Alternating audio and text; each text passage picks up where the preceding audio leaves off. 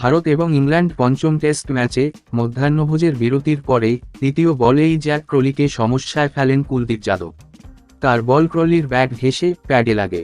তারপরে উইকেটরক্ষক ধ্রুব জুরেলের গায়ে লেগে উপরে উঠে যায়। শর্টলেগে দাঁড়িয়ে থাকা সরফরাজ খান সামনের দিকে ঝাঁপিয়ে পড়ে সেই বল ধরে ক্যাচের আবেদন করেন সরফরাজ, কিন্তু আম্পায়ার আউট দেননি। রোহিতের কাছে রিভিউ নেওয়ার জন্য আবেদন করেন সরফরাজ। শুভমন গিলও রিভিউ নিতে বলে, কিন্তু উইকেটরক্ষক ধ্রুব জুরেল নিশ্চিত ছিল না যে বল ব্যাটে লেগেছে না প্যাডে, তাই রিভিউ নিতে চায়নি রোহিত। এর মধ্যে 15 সেকেন্ড সময় শেষ হয়ে যায়।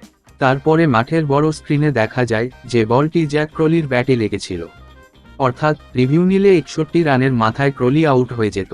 রিপ্লে দেখে হাসেন সরফরাজ, রোহিতও হাসেন। সেই সঙ্গে মজার ছলে হাত দেখিয়ে তিনি সরফরাজের কাছে ক্ষমা চান।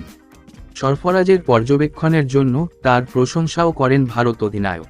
কিন্তু ততক্ষণে অনেক দেরি হয়ে গিয়েছিল। ভিডিওটি ভালো লাগলে চ্যানেলটি সাবস্ক্রাইব করুন।